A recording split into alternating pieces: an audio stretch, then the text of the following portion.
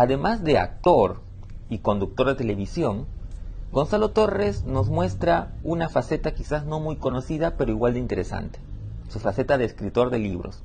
Él acaba de publicar un libro para niños titulado El Jirón de Abraham, con ilustraciones de Sandra Simic y publicado por el Fondo Editorial de la Municipalidad de Lima. Se trata de un libro que es en realidad una travesía al pasado, una travesía a la historia del centro de Lima, en particular del Jirón de la Unión y los lugares emblemáticos que lo rondan, como por ejemplo la Plaza Mayor, la Casa Aliaga, la Casa Corret, el Palace Concert y claro, personajes históricos importantes como el gran Abraham Valdelomar. Justamente sobre este libro conversé con Gonzalo y quiero compartir con ustedes dicha conversación. Pero antes quiero recordarles, sigamos leyendo. Las librerías vienen funcionando de modo presencial pero también de modo delivery. Y yo quiero recomendarles la estupenda librería virtual Buen Salvaje. Pueden encontrarla en su página de web y también en sus redes sociales de Facebook e Instagram. Y también, si quieren ir a una librería de manera presencial, pues les recomiendo cualquiera de las librerías de la cadena de librerías Ibero. Pueden encontrarla también en sus páginas web y en sus redes sociales como Facebook e Instagram, pues también funciona de modo delivery. Así que sin más preámbulos, lo dejo con la entrevista con Gonzalo Torres.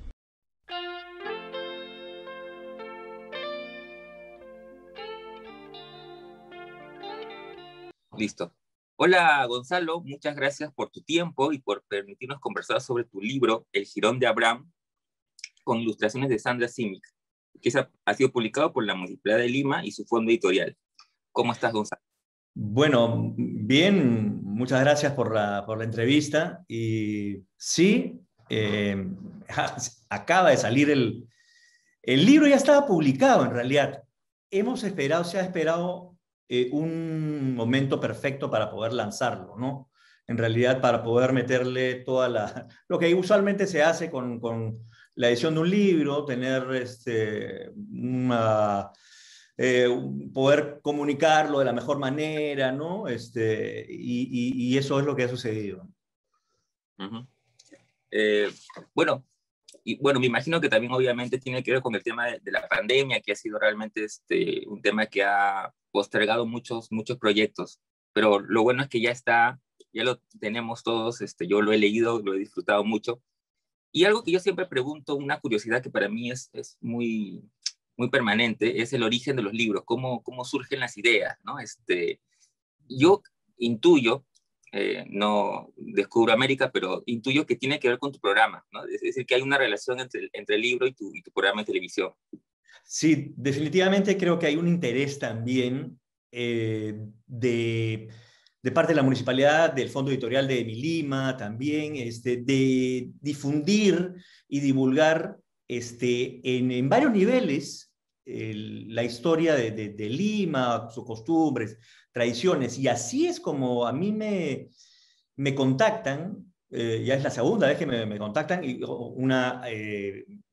anterior oportunidad hice un pequeño libro también de divulgación acerca de Barrios Altos, de una de las partes de Barrios Altos, pero era para un público un poquito mayor o adolescente, joven, digamos. Este es un libro más dedicado para niños, y lo que me entusiasmó, me sedujo de alguna forma, era poder justamente hablarle a este grupo, a niños, niñas, que pudiera yo despertar la curiosidad por Lima, por el centro de Lima, que muchas veces en verdad eh, para los niños sobre todo es enteramente lejano, está en las noticias o representa un centro de disturbios, manifestaciones, etcétera, pero no se dan cuenta que ahí hay muchísima historia, y es prácticamente el nacimiento de nuestra ciudad.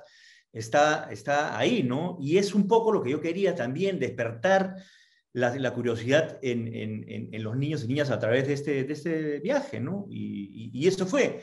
Entonces, parte en realidad de una idea bueno, de difundir un poco, también de hacerlo para niños, pero el tema se me ocurrió a mí, ¿no? Hablar sobre el Jirón de la Unión. Ujú. Ahora, porque lo interesante es que, eh, digamos, el libro está protagonizado por un niño, ¿no? Y hay una idea muy, muy interesante al principio, que es que este niño pues está jugando un partido de fútbol con sus compañeros y de repente hay un salto en el tiempo, ¿no? Y aparece en la Lima de antaño y Sí, va recorriendo el Jirón de la Unión, ¿no? Y va encontrando cosas y entonces, claro, vamos descubriendo de repente datos que no sabíamos o que no recordábamos de ciertos lugares, ciertos personajes, porque en un momento aparece nada más y nada menos que Abraham Valdelomar, nuestro genial escritor. sí, ¿Cómo sí, idea? sí, y en realidad, bueno, un poco la idea de esto, en realidad, tenía tenía un par de problemas que tenían que ver con el tiempo, ¿no? Con la temporalidad del libro, porque hay personajes que no coinciden, digamos, han coincidido temporalmente, ¿no? Por ejemplo, el arco del puente fue destruido o se quemó en 1879 y Abraham Valdelomar es una época posterior, 1916, 1917, por ahí. Entonces, sí hay dos saltos de tiempo. Primero es el salto del tiempo del inicio, que es pre-1879, y luego cuando él entra al edificio Curret a tomarse las fotos, deslumbrado por este foco incandescente, y sale a una Lima ya de principios del siglo XX. Hay esos dos, y eso yo lo quería, de alguna forma, ese fue también un reto, ¿no? Cómo congeniar estas épocas, porque no todo tiene sus mismas tradiciones ni épocas ni en Lima, ¿no? Y entonces también yo quería que este jirón nos fuera describiendo las cosas que uno puede encontrar ahí. Y lo curioso es que también este libro lo han leído familiares, ¿no? Mi suegra, por ejemplo, que tiene 80 años lo ha hecho suyo completamente y no sabía este detalle o me has hecho acordar esto. O sea que me ha sorprendido el hecho de que también gente adulta puede encontrar algo valioso ahí, ¿no? Y bueno, y el Jirón de Abraham es porque tienen doble juego, ¿no? Es el jirón que pasea este chico que casualmente se llama como Abraham Valdelomar y Abraham Valdelomar ha hecho suyo el jirón de la Unión a través de esa frase que algunos le atribuyen, ¿no? Y además de su estancia en el Palais Concert, ¿no? Todas esas cosas que todavía se mantienen en nuestra ciudad, ¿no? Ujú. Ahora, eso que dices es muy cierto. Yo hay cosas que he recordado, otras cosas que no sabía, por ejemplo, o no recordaba por lo menos este dato sobre Eugenio Couret, el fotógrafo, y su casa fotográfica, que en realidad simplemente tiene el nombre y la sociedad, ¿no? Porque él se fue muy rápido a Uh -huh. Francia. Eh, Sí. ¿Cuánto te llevó la investigación? ¿Cómo fue tu trabajo? Mira, no mucho en realidad, porque yo ya puedo decir, bueno, humildemente conozco varias cosas y las tengo presentes, tengo un archivo, he tenido que simplemente corroborar algunos datos históricos, pero más o menos he tenido por ejemplo, ubicar precisamente la fecha en la que Valdelomar se reunía con su grupo de colónidos en el Palais Concert y a la vez qué estaba sucediendo en el espacio que iba a ser en el futuro la Plaza San Martín, ¿no? Entonces, por eso la Plaza San Martín todavía no está construida del todo. Ahí hay se están demoliendo, se están construyendo para celebrar el centenario de la independencia. Y hay una cosa curiosa también, que yo siempre me pasa frente a la hoja en blanco, ¿no? En realidad, ¿cómo empiezo el libro, ¿no? ¿Cómo empiezo el libro? ¿Cómo empiezo el libro? y me ha sucedido muchas otras veces que pensando, y de pronto en esos momentos de la vigilia, del sueño, pienso en que el comienzo del Girón de la Unión es un arco, el arco del puente, y claro, el arco, y un arco de fútbol, y un niño que es arquero, que tapa, de pronto, ¿no? Y así, en esos momentos de vigilia, me levanté 6 de la mañana y apunté, ¿no? Porque a veces pasa que no te acuerdas, pues, ¿no? Y seguí durmiendo. Y ya esa fue la génesis del libro, en realidad. Ujú. Ahora, claro, uno lee este libro y luego tu programa A la vuelta de la esquina. Ese amor, esa pasión por la historia, ¿cómo nace en ti? Bueno, mi padre fue arquitecto, él falleció hace mucho tiempo y de chico él tenía una actividad gremial bastante importante, no solamente una labor profesional, sino gremial y recibía de vez en cuando, gremial regional, ¿no? Y recibía de vez en cuando visitas de arquitectos de otras partes de América y con ellos hacía recorridos por Lima y a veces me llevaba a mí, y yo admirado y miraba de otra forma, más urbanísticamente, la ciudad y cómo yo había ido cambiando y cómo Lima es bien ecléctica en cuanto a sus inmuebles, ¿no? Tú puedes encontrar inmuebles de la época virreinal al costado de un inmueble republicano, al costado de un inmueble del siglo XX, ¿no? Y de cierta forma guarda una especie de unidad en algunos sentidos, ¿no? Y yo quería, y eso se me ha quedado siempre grabado, cómo ha sido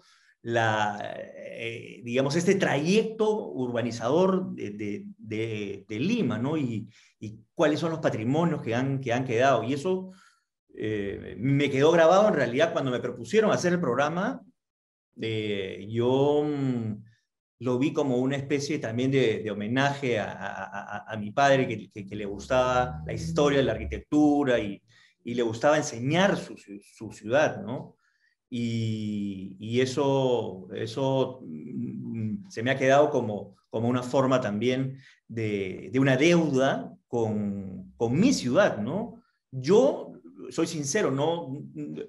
Cuando empecé el programa, no conocía ni la quinta parte de lo que conozco hoy, ¿no? Y a mí ha sido esos años han sido años de aprendizaje, de aventura, de conocimiento, de sorpresa, de maravillarme a mí mismo y de honrar también a toda esa gente que de pronto quiso trabajar por la ciudad para embellecerla o simplemente caminar por ella y ver sus hábitos, costumbres, tradiciones, ¿no?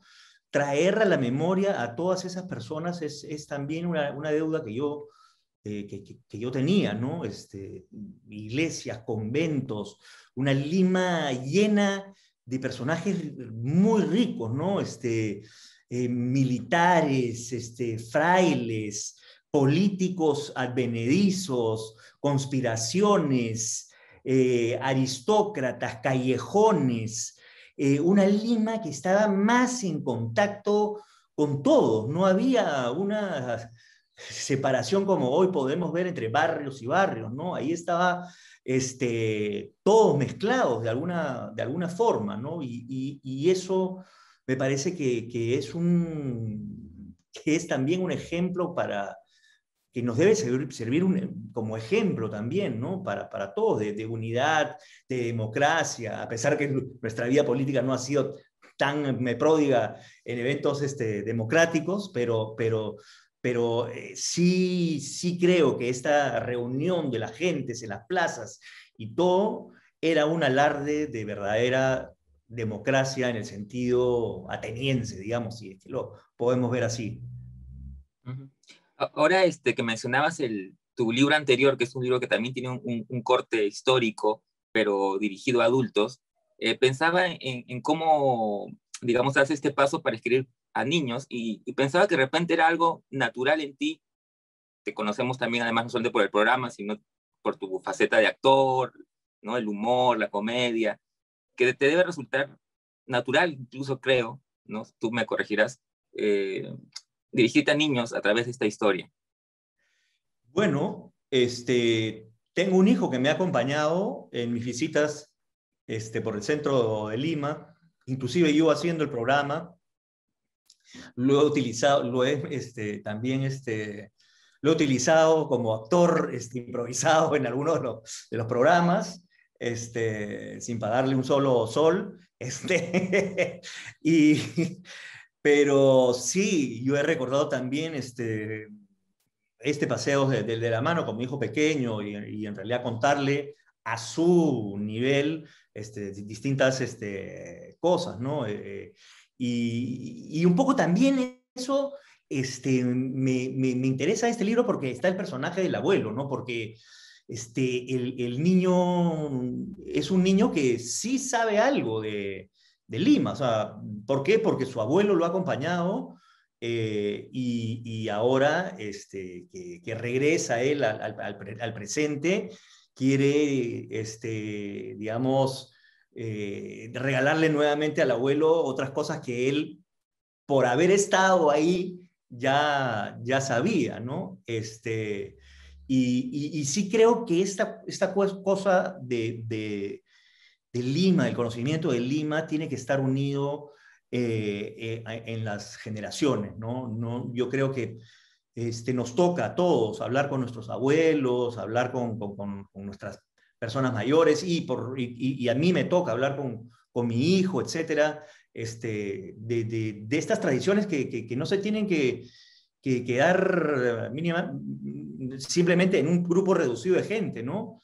Hay tantas cosas que uno puede aprender de la gente mayor o que los chicos pueden aprender de uno mismo. Yo quería que esta información sea intergeneracional, que debe ser así. Ujú. Sí, ahora que mencionabas el abuelo, que también es un punto clave en el libro, porque claro, el pequeño Abraham, si bien va descubriendo muchas cosas, hay cosas que él ya conoce, porque Uh me -huh. hiciste acordar que cuando entra, por ejemplo, a la casa Corret, pregunta por el señor Eugenio.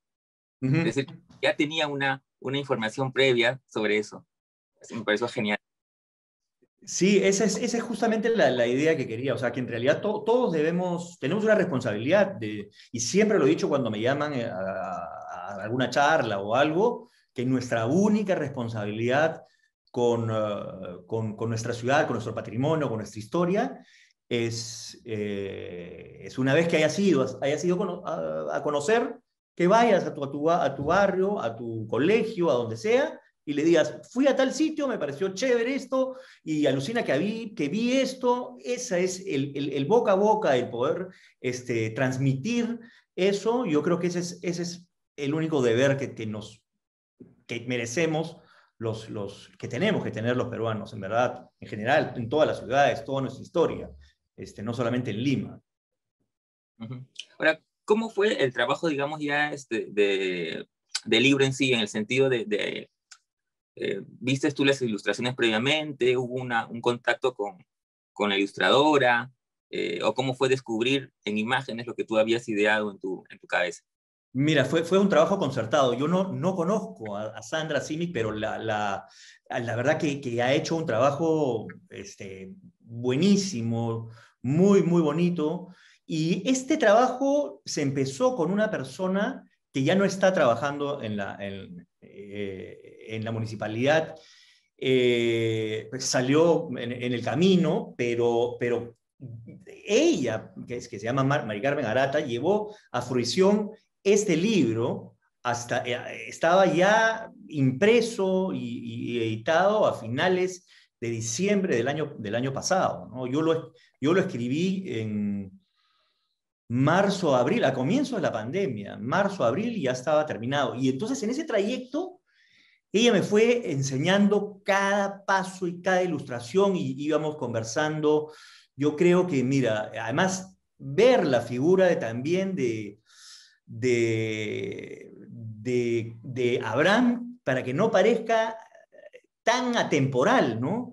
O sea, es un arquero con pantalones cortos, no tan cortos, largos, sin guantes, ¿no?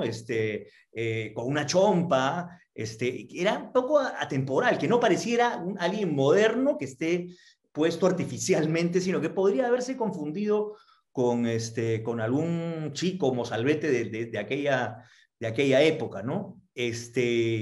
Y bueno, también proveer de fotografías a la ilustradora, fotografías antiguas, ¿no?